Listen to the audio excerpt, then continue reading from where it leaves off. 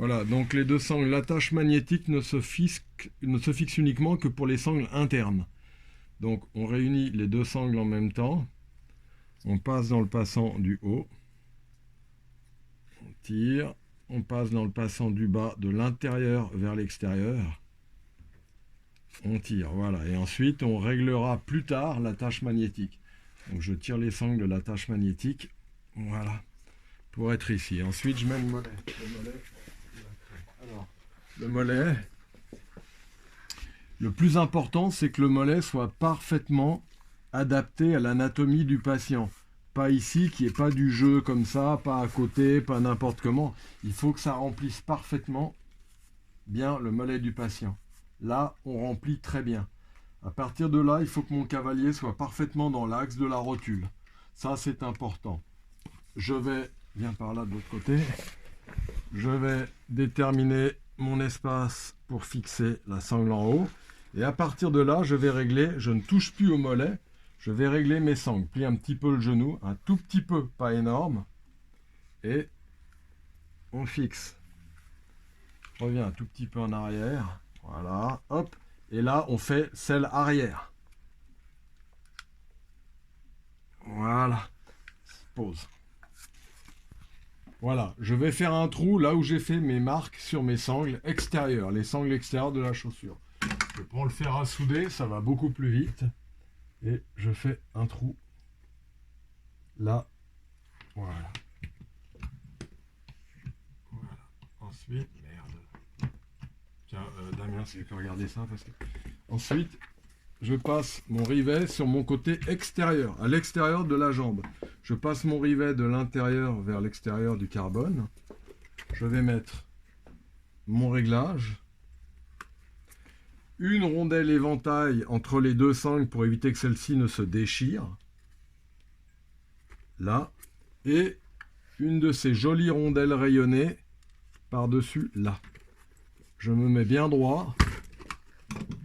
Avec une pince comme ça, j'écrase un peu le tout. Voilà. Et ensuite, je prends ma pince à rivet et je vais rifter. Voilà. J'y crois. Voilà. Ça, c'est rifté. C'est bien attaché. À partir de là, je vais aussi attacher ma sangle là-haut. Pareil, je mets un rivet pop. 4,8 par 8. Je le mets de l'intérieur vers l'extérieur. Je mets ma sangle ici. Voilà. Et je mets une rondelle éventail ici. Voilà. Ensuite, je passe ma pince à rivet. Et je force de trop quand même. On va finir par avoir un problème. Voilà. Pause. Donc, maintenant, j'ai le moteur dans la main. Je fais attention, je retire la petite goupille ici, mais je mets mon doigt là pour ne pas la perdre. Donc, je l'enlève, clac. Et je la mets ici. Je vais ouvrir la sangle. J'ajuste le mollet. Voilà. Et maintenant, je vais placer l'attache magnétique ici. Et je vais bien tirer mon mollet vers le haut, toujours dans l'axe, comme ça, tirer. Je vois que mes sangles ici, elles sont bien droites. Tu peux faire le tour de l'autre côté si tu veux. Je vois que mes sangles ici, elles sont bien droites. Et ici, viens voir. Et ici, il va falloir que je les tende d'environ 1 cm. Donc je prends ça et je vais retirer environ 1 cm comme ça. Et je vais reprendre ça. Voilà. Et là, je me mets en tirage. Et là, je suis bon. C'est celle-là qui nécessite d'être tendue un peu. Celle-ci. Celle-ci. Voilà, je tire un peu celle-là. Hop. Et voilà, j'ajuste. Et là, je suis bon. Je peux tirer fort. À partir du moment où mes sangles ont été réglées, je viens connecter le moteur. Ici, dedans.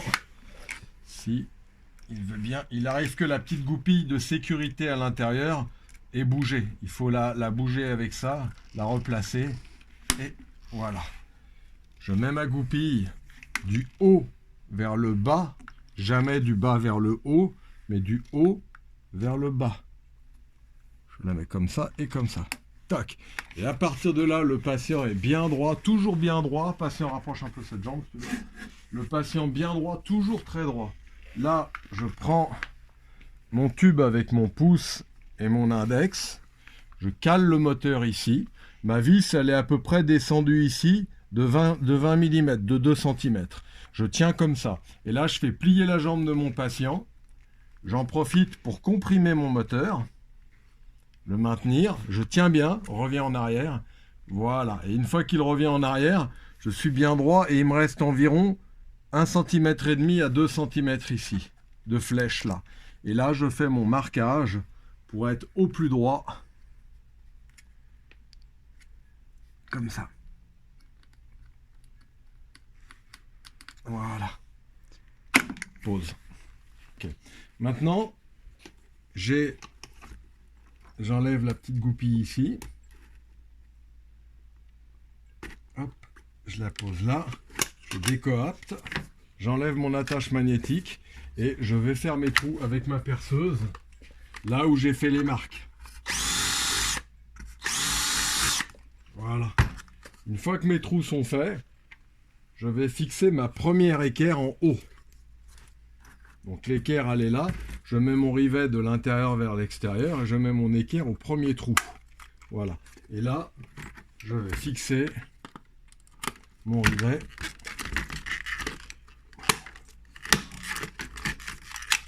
Voilà. Avant de fixer le deuxième, je mets mon moteur. Je viens visser.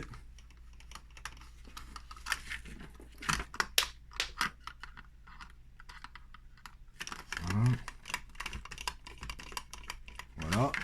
Et je vérifie, vu du dessus, que mon moteur soit parfaitement dans l'axe de mon cavalier. C'est pas bon si mon cavalier